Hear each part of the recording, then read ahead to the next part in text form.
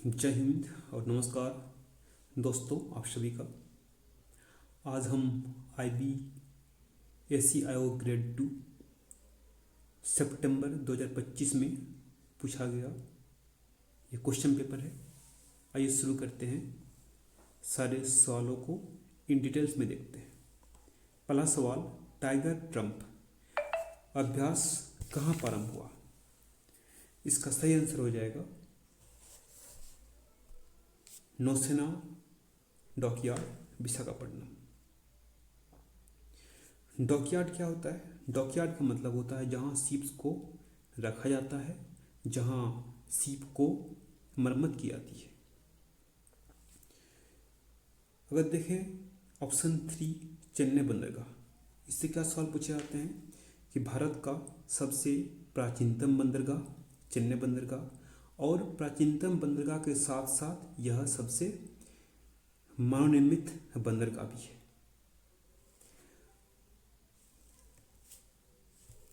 अगर बात करें विशाखापट्टनम पे जो बंदरगाह है, ये क्या है? विशाखापट्टनम बंदरगाह जो है ये प्राकृतिक है, ये प्राकृतिक बंदरगाह है।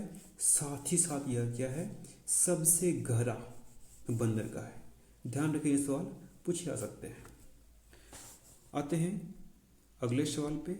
अगला सवाल क्या है कि अमेरिका स्थित एक स्वतंत्र think tank the future of free speech द्वारा 2025 में प्रकाशित एक वैश्विक सर्वेक्षण रिपोर्ट के अनुसार फ्री स्पीच इंडेक्स में भारत 33 देशों में कौन सा स्थान पर रहा?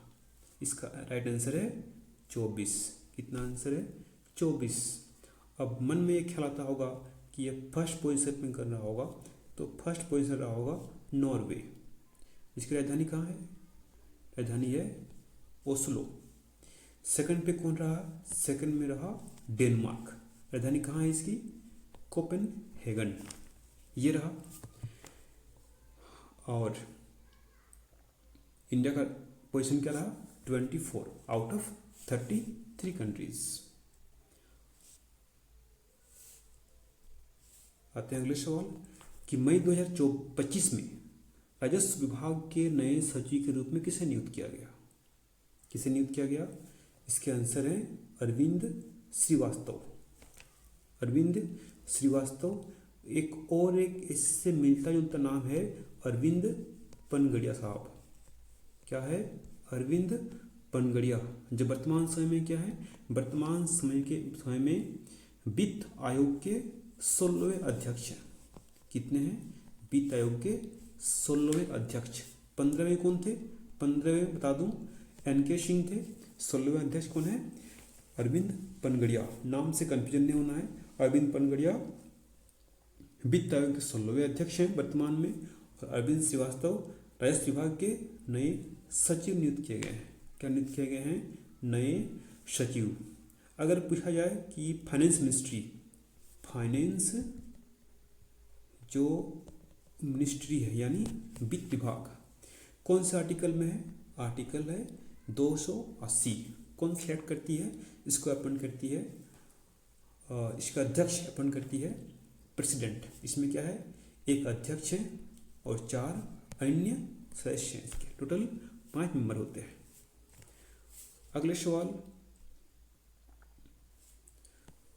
सवाल इसी पे और एक जो ऑप्शन देख रहे हैं वो है राजीव गौबा। राजीव गौबा क्या है? राजीव गौबा झारखंड के कैबिनेट सचिव रह चुके हैं। He is a very brilliant personality. ये IAS हैं और ये पहले झारखंड के कैबिनेट सचिव रहे, फिर क्या रहे? ये भारत के कैबिनेट सचिव भी रहे हैं, जो भारतीय सरकार में सबसे बड़ी सिविल सेवा मानी जाती है। क्या रहे हैं? भारत सरकार में कैबिनेट सचिव रह चुके हैं। अगले सवाल, साथ ही साथ ये राजीव गौबा गृह मंत्रालय के गृह सचिव भी रह चुके हैं।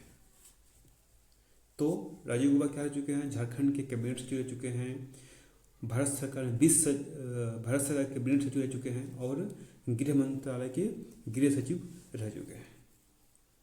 अगले सवाल, अब आते हैं चौथे सवाल। चौथा सवाल है कि विश्व बैंक की जीडीपी यानी वर्ल्ड बैंक की जीडीपी जनवरी 2025 की रिपोर्ट के अनुसार लॉजिस्टिक्स समन्वितियों और कर प्रणाली सुधार के कारण किस भारतीय क्षेत्र का पुनरुद्धार हो रहा है? कौन क्षेत्र का हो रहा है? विनिर्माण। यानी जीडीपी क्या है?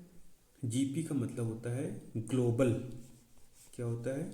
Global economic prospect. नाम से ही क्लियर है कि ग्लोबल इकोनॉमिक प्रोस्पेक्ट जीडीपी जो है यह साल में 2 बार जारी होती है, एक जनवरी और एक जून। कब कब? जनवरी, एक होती है जनवरी पे, एक होती है जून पे। और यह क्या दिखती है कि हमारी इन फ्यूचर वर्ल्ड इकोनॉमी कैसी रहेगी, उनके सामने क्या क्या चैलेंजेस आ सकते हैं, इन तमाम चीज़ों की एनालिसिस करती है ये। तो भारत को जो है किस क्षेत्र में देखा गया है? तो ये देखा गया है विनिर्माण क्षेत्र में ये अच्छा कर रही है। विनिर्माण यानी निर्माण, विनिर्माण को हम कह सकते हैं निर्माण के क्षेत्र में, यानी निर्माण।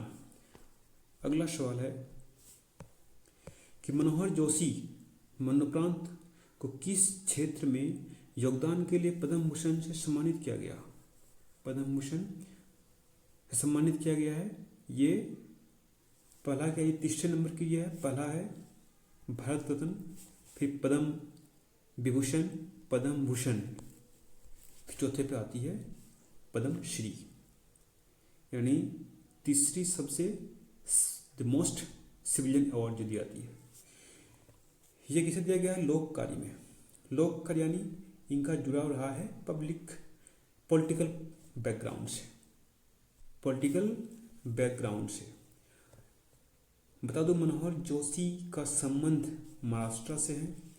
ये 1995 में शिवसेना प्लस बीजेपी अलायंस की गवर्नमेंट के टाइम पे ये महाराष्ट्र के सीएम भी रह चुके हैं।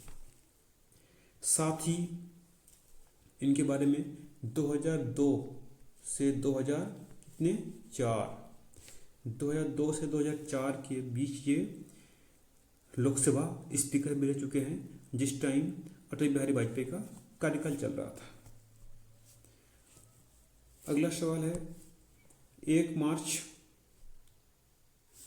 2025 तक की स्थिति के अनुसार fast track immigration trusted traveller programme के भारत के कितने प्रमुख हवाई अड्डों पर कार्यान्वित किया गया है, जहां यदि किसी यात्री ने पहले से ही आवश्यक जानकारी भर दी है तो स्क्रीनिंग प्रक्रिया केवल 30 सेकंड में पूरी हो जाती है।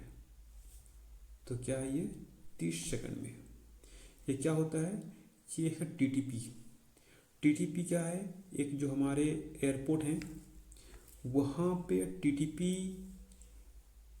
एक फॉर्म है। फॉर्म में जो है सारे इसके इसेंशियल डॉक्यूमेंट वेरीफाई होने के बाद, चाहे आपके नेम हो, सिटीजनशिप, तो उसे 3 से 5 साल की टीटीपी मेंबरशिप मिल जाती है। और ये इसलिए किया गया है कि कोई नागरिक देश से बाहर जाना चाहता हो, चाहे ऑस्ट्रेलिया हो, चाहे इंग्लैंड हो, चाहे फ्रांस हो, तो एयरपोर्ट पर उनको लंबी लाइनिंग न लगना पड़े। इसके लिए पहले से ही जो है टीटीपी मेंबरशिप अगर किसी ने ले ली होती है तो उसे लंबी कतार लगकर अपने टाइम वेस्ट नहीं करने होते हैं।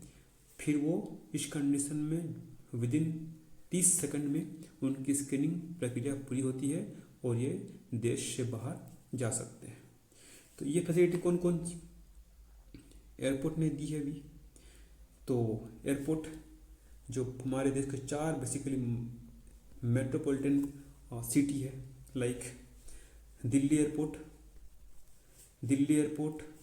Mumbai airport, Chennai airport, Kolkata airport. इसके अलावा कोच्चि एयरपोर्ट केरल, इसके अलावा अहमदाबाद गुजरात, इसके अलावा हैदराबाद राजधानी कैपिटल ऑफ तेलंगाना, हैदराबाद में जो है ये सुविधाएं हैं एयरपोर्ट।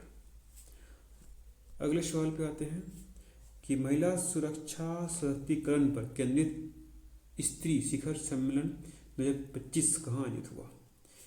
ये जो देख रहे हैं स्त्री शिखर सम्मेलन, ये शिखर सम्मेलन बेसिकली जो है कंडक्ट किया जाता है स्त्री के इम्पोर्टमेंट के लिए, स्त्री की सुरक्षा के लिए, और यह 2000 भोपाल में 2024 में किया गया है। 2025 में कहाँ किया गया, हैदराबाद में किया गया। लखनऊ क्या है, कैपिटल ऑफ यूपी, मुंबई क्या है, कैपिटल ऑफ महाराष्ट्र। अगले सवाल पे कि फरवरी 2025 में किस प्रशांत द्वीपीय देश ने रणनीतिक साझेदारी के माध्यम से चीन के साथ अपने राजनयिक और आर्थिक संबंधों को मजबूत किया, जिससे कारण न्यूजीलैंड में चिंताएं बढ़ गई है। क्या है, तो इसका है आंसर है cook island. Cook island actually 15 द्वीप है यहाँ पे, जिसमें से कुछ द्वीप को नॉर्थ ग्रुप माना गया है और कुछ साउथ सेक्शन में है। नॉर्थ सेक्शन में वैसे द्वीपों को रखा, वैसे द्वीप हैं जिनको मार्क किया गया है जहाँ पे कोरल रीफ पाई जाती है, प्रवाल भित्तियाँ, और साउथ में वैसे द्वीप है जहाँ वोल्केनिक इरप्शन होते रहते हैं। बाकी बात करें टोंगा, फिजी, समोआ, ये सभी प्रशांत महासागर में पाए जाने वाले द्वीप हैं। प्रशांत महासागर आपको बता दूं, ये 5 महासागरों में सबसे बड़ा महासागर है जो 1/3 एरिया कवर करता है।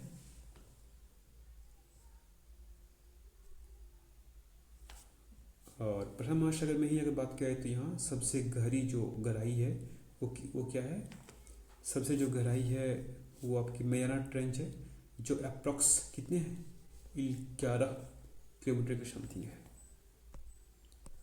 अगला सवाल 2025 में डीप ओशन मिशन क्या है, डीप ओशन मिशन को क्रियान्वित करने के लिए कौन सी सरकारी संस्था उत्तरदायी है, तो इसका आंसर जो है पृथ्वी विज्ञान मंत्रालय। क्या है, पृथ्वी विज्ञान मंत्रालय। इसे कब लाया गया, 2024-25 के बजट में से जो सामने लाया गया। और डीप ओशन मिशन का मकसद, इसका उद्देश्य क्या है कि जो हमारे सी है, समंदर के अंदर जीव बायोडाइवर्सिटी, जीव जंतुओं की उनमें अन्वेषण करना, उन पर विश्लेषण करना, नज़र रखना, और हमारे समंदर के अंदर बहुत सारी चीज़ों पे जो है रिसर्च करने के लिए उत्तरदायी है। नीति आयोग मालूम है, नीति फुल फॉर्म क्या होता है, इसका क्वेश्चन पूछा जाता है। इसका फुल फॉर्म होता है national institute of transforming India, national institute for transforming India. और ये कब लाया गया था, ये लाया गया था मैं बता दूँ 1 जनवरी 2015, जो रिप्लेस किया किसे, योजना आयोग को रिप्लेस किया गया है। भारतीय अंतरिक्ष अनुसंधान संस्थान यानी इसे कहा जाता है इसरो, गठन कब हुआ इसका, 1969। हेडक्वार्टर कहाँ, बेंगलुरु में। रक्षा मंत्रालय, इसे डिफेंस मिनिस्ट्री कहा जाता है। इसके अधीन एयरफोर्स, नेवी, आर्मी काम करती है। आज के लास्ट सवाल की रुख करते हैं। लास्ट सवाल है कि आर्थिक सर्वेक्षण यानी इकोनॉमिक सर्वे 24-25 के किए गए उल्लेख के अनुसार वित्त वर्ष 25 में कृषि क्षेत्र की अनुमानित वृद्धि दर कितनी है, 3.8। आर्थिक सर्वेक्षण, इकोनॉमिक सर्वे, एक बहुत ही शानदार सवाल पूछा जाता है कि इकोनॉमिक सर्वे जो है कौन जारी करता है, जारी करता है कौन, फाइनेंस मिनिस्ट्री यानी वित्त मंत्रालय जारी करती है इसे। और ये कब रिपोर्ट कब पेश किया जाता है, यह रिपोर्ट जो है बजट जब पेश की जाती है, बजट से जस्ट एक दिन पहले यह जो है पेश किया जाता है। और आर्थिक सर्वेक्षण बेसिकली यह देखा जाता है कि हमारे आने वाले साल में हमारा जीडीपी ग्रोथ क्या रहेगा और हमारे इकोनॉमिक क्या चैलेंजेस क्या आ सकती है, उन्हें कैसे टैकल किया जाए, उनके लिए कौन सी योजनाएं लाई जाए, तमाम सारी चीज़ों पे जो है ये एक रिपोर्ट लाती है। तो इस पे इस साल 25 में क्या है, कृषि क्षेत्र क्या है, काफी ट्रेंड पर है और इसका कितना 1% किया है, 3.8% रहा है। तो आज के लिए इतना ही। एक बार आप सभी दोस्तों को फिर से थैंक यू वेरी मच, और इसी तरह जुड़े रहें।